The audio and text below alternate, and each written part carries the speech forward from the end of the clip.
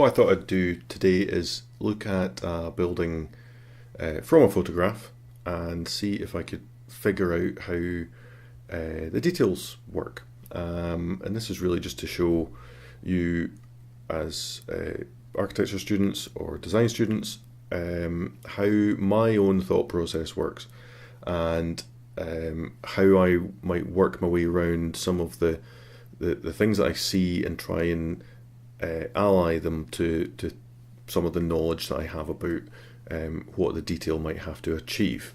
So this is the building that we're going to be looking at, which was found on AJ Buildings Library, which is a great resource for finding projects with information and drawings, and a lot of the projects have details. So I had a look through for a couple of projects to see whether we could extract out some details from them. And I was looking for something that was, first of all, a frame structure, maybe had some glazing, because it's window details are usually something that students struggle with a little bit. And I wanted some good photographs, and more importantly, a lot of their images have these working details, which is something that the Architects Journal publish alongside their case studies when they're doing them in the journal. So what I'm going to do is have a look at these and try and sort of figure out how this building might have gone together, and then at the end I'm going to look at the details to see how wrong I was. And I'm going to get it wrong.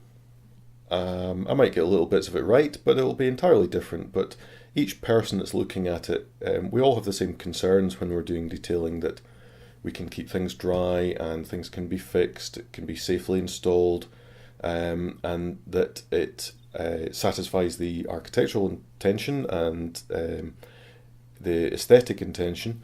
But the way that different designers and architects would approach that would be different in every case. So one architect would do it slightly differently from the other. So if we have a quick look at these the pictures, we'll start at the first one. So it's obviously a building in an urban setting, and we can see there's a kind of a lower story there which addresses the street, and it's mostly a glazed building with a series of divisions between it.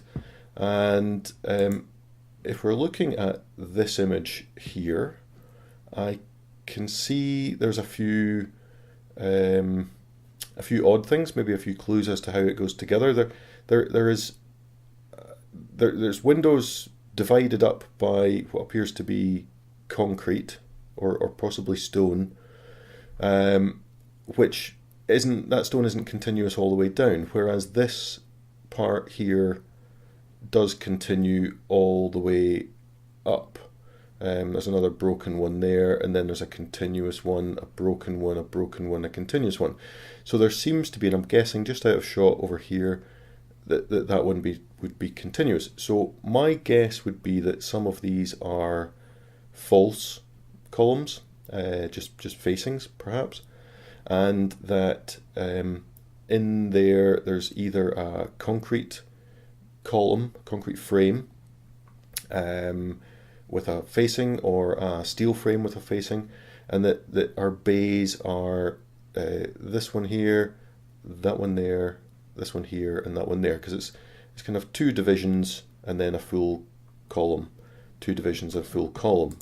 You can't quite see it from there, but I suppose from the way that the top goes through the window, we could probably guess at that. The other thing which is interesting about this is there are two different window positions, which could be quite tricky to detail. There's a recessed window, and we'll call that one a flush window. So it looks like that steps back by, I don't know, maybe about 200 millimeters, something like that.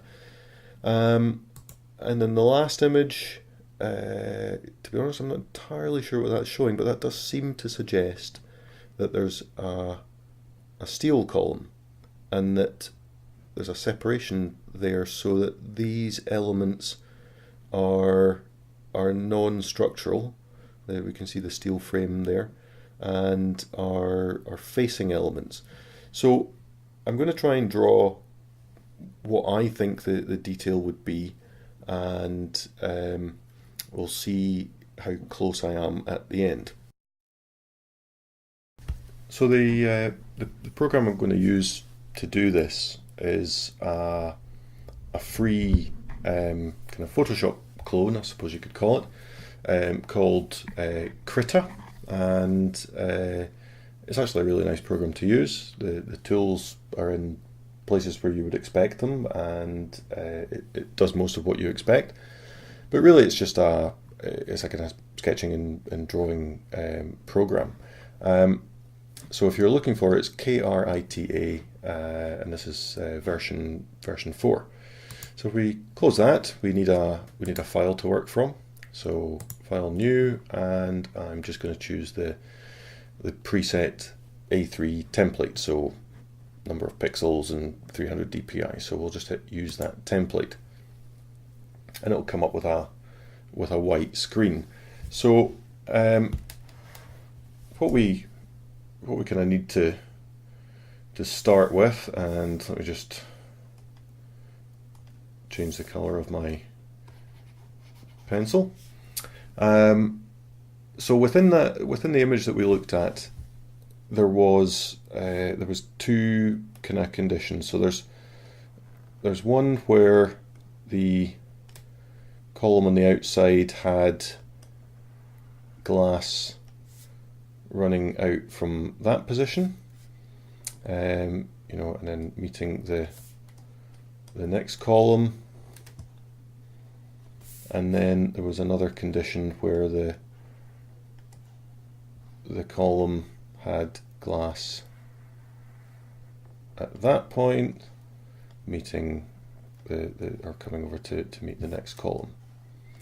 So we kind of have to think about both of those. So from the images, I think that there would be a steel frame. So between this point and that point, and we'll miss out the intermediate ones for just now, there would be some kind of steel frame.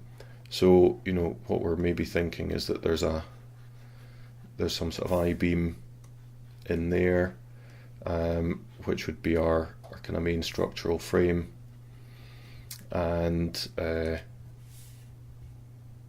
would do most of the load carrying. And because the glass is away out here, what's getting me is how to, where the insulation is. Now, you can choose whether to keep usually you would prefer to keep all your steel in your frame within the insulation envelope. So I'm guessing that the insulation does something. No, it wouldn't do that. It probably does that, and comes up to meet the next window coming up. So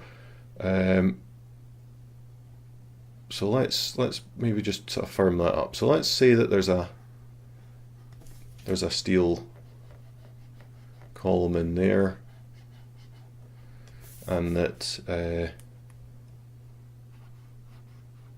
somewhere here there is now how do we get that column to look right? Tell you what, we'll just, so they were quite kind of strong looking, and you could actually see a little bit of depth to them. So if we had something like that as these precast or stone elements, and then we need some sort of insulation at that point, so we'll just put in some wiggly insulation just so we can see it, and I'm guessing that we'll come to the inside soon, but we need some kind of window. Now, with most office buildings, it's probably a curtain walling system, so I think my insulation would continue down the side, so the whole of that stone element is kind of on the outside of the insulation, and I think there would be some kind of window at that point. So that's probably a curtain wall. So we would have a little cap and some glazing there, and it would be taken into a little thing, and there's a kind of a mullion or a curtain walling frame at the back, and this little gap here. Oh, how'd you do it? Oh yeah, so you probably put a little block or something, effectively a little flashing that would be glazed in. So thinking about that, we've got a cap. Keep pressing the wrong bloody button there. Put a cap over, and that cap has a kind of a connection that can go down like that, and the glazing bar, if you like, the mullion comes off at that point, and our glass unit can sit in there, and there's kind of a little rubber gasket around that holds it all nice and tight. But this leaves a space over here, so we can actually put other stuff in that. So we can actually get a piece of insulation, or a piece of solid board which acts as insulation. So I think that's been glazed in there to take that gap up. So we've got a space for our insulation, and then our precast column comes and sits in like that. And there's I don't know. Did you seal that whole gap? Don't know. Probably some kind of sealant there, or maybe a compressible seal between them. So that's what I'm thinking there. On the inside, well, let's just draw the other side so I can think about this. Sometimes easier if you're drawing something to kind of draw, round about, sketch about, have a wee doodle, just to sort of see if you can figure out how it works. I'm going to hedge my bets. I can't think about the image. I didn't go back and look at it, and say that we're going to see the column. We're going to see the steel column on the inside. So we have to be able to. That's odd. How the hell do we do that then? Maybe not. No, I tell you what, if it's a commercial building, they wouldn't bother fight, because they would have to fireproof the steel properly. So I'm thinking that there would be some kind of box frame in like that, and there would be an encasement around this with probably metal studs sitting there, little C studs. We need some kind of membrane around this. I suppose you could put that in before we put the steel in. So we need a vapor barrier, sort of working our way around there, and probably some other framing to hold up this thing. So I think that we would have another one of them over here. So let's just firm up what I want. Pen? Let's try that. Ooh, too wide.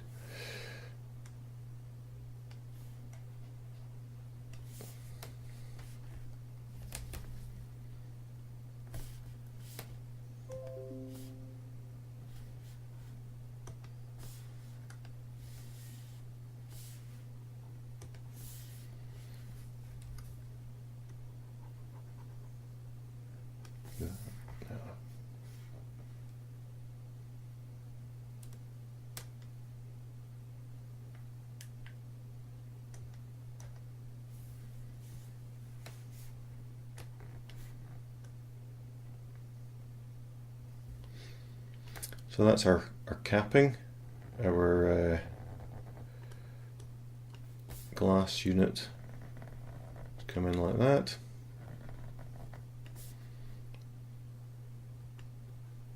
And we would have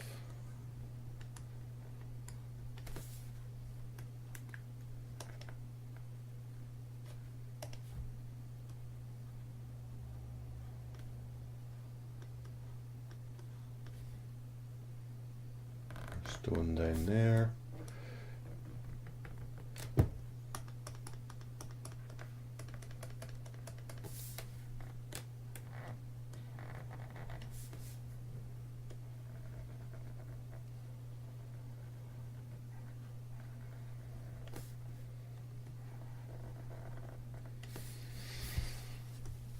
And then there's probably a little bit of sealant against this window, and from there we have probably plasterboard or fireproof board. It comes down like that, and then you get these little C-studs. That's it there. And sort of behind here we've got our membrane.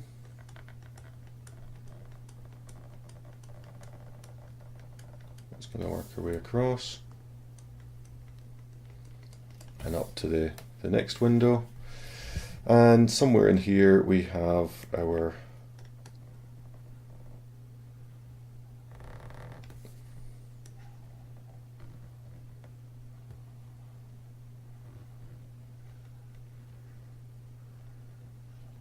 steel that sits in there, some kind of frame.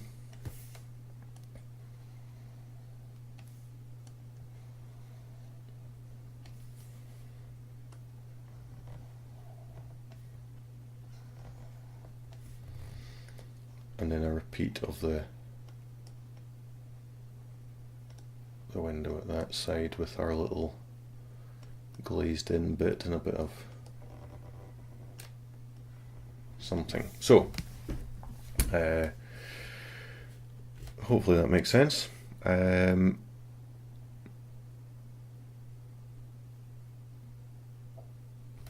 you what, we'll have a look and see whether that's right, because I'm not entirely sure how to do the other one.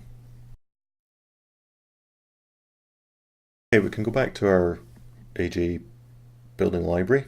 There's actually a lot more information down here that you could read. I didn't actually read this. Dummy columns. Ah, there we go. It says that. It says there that they're dummy columns. And the width of the columns that form the screen is exactly equal to depth of the spandrels. Right, okay, so there's 350 millimeters this screen. Right, okay, if I'd read that before, I probably would have had a better idea how to do it. So, let's see what we have. So the drawings that they've got an overall section and an elevation, so we can see there. Right, what's that called? Typical structural column with flush glazing. So, so number 1 precast column, that's to the outside. 2, so it's a double glaze unit.